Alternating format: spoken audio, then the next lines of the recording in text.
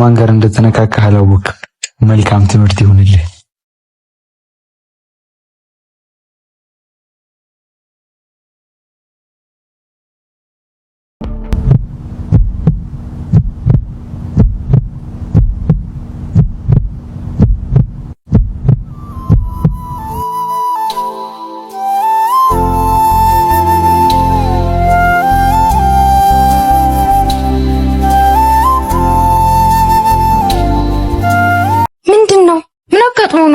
እንዴት ይሄን ያክል ቀን አንድ ጊዜ እንኳን አትደውይልኝ?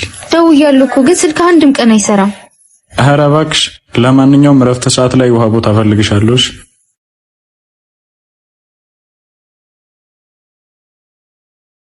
ፋያ ደግሞ ምን ሆነህ ነው ፊትህን? አይ ትንሽ ነው። በሰላም ነው የፈለግሽ? አይ በሰላም ነው። ቀጣይ ሳምንት ልደቴ ስለሆነ ልጠራህ ነው። ማለት ልደትሽ አላለፈም እንዴ?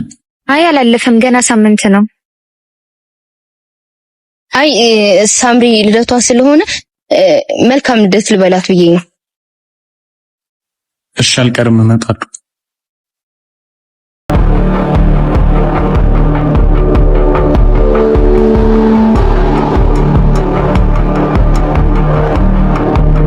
ሱዛን ተረጋጊ።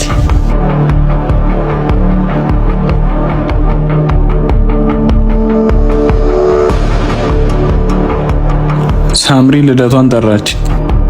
እኛንም ቁጥር ደግማ ልታከብረው ይሆናል። ስሚ፣ ምንድነው ያረግሽው? ፋይሰልም ታስገድደው ነው። እኔ ምንም አላውቅም። በጣም ነው እሺ የምታሳዝኙ። ምን አይነት ጭንቅላት ነው ያለሽ? ምን እንደሚያደርጉኝ እንኳን ሳታቂ አሳልፈሽ ትሰጪኛለሽ? ፋያ ይቅርታ በእናትህ። እኔ እኮ እንደዛ የሚያደርጉ አልመሰለኝም ነበር። እኔ እንዴት እንደማፈቅርሽ ለመንገር ሳስብ፣ አንቺ ግን ከነሱ ጋር እኔ እንዴት እንደምታጠፊ ነበር የምታስቢው። አፈቅርሻለሁ ነው ያልከው? ሁለተኛ በመንገዴ ካገኘሁሽ የማታውቂውን ፋይሰል ነው የማሳይሽ። ይሄን ደግሞ ለዛ ሽንታም ጓደኛሽም ነገር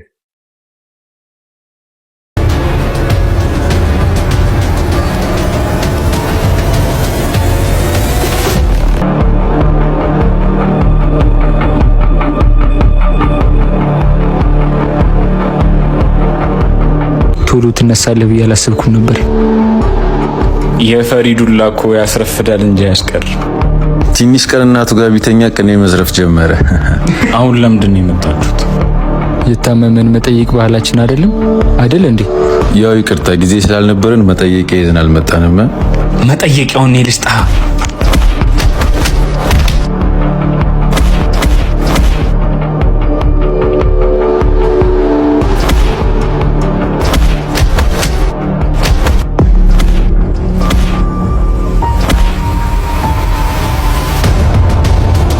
በቃ ተወይ ልማርበት እንዴ።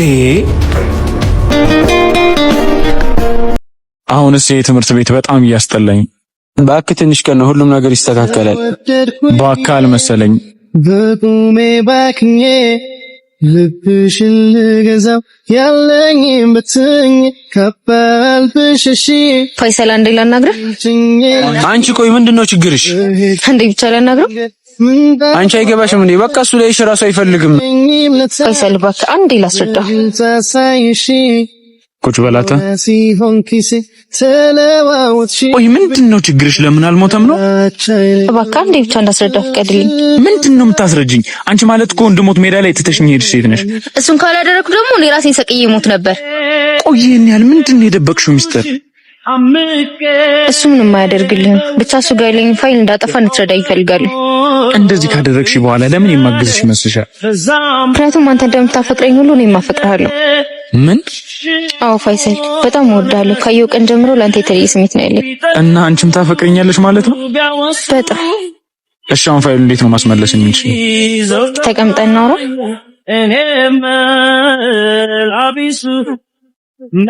አንቺ አትኪኝ ወደዛ። አታ እንዴ ምንድነው ወደዛ? በመጀመሪያ ከኛ ጋር የተጣላሽ አስመስለሽ ከነባቢ ጋር አዲስ ጓደኝነት ትጀምሪያለሽ። ከዛ በኋላ እያንዳንዱ አርጌ የምልሽን ነገር ታደርጊያለሽ።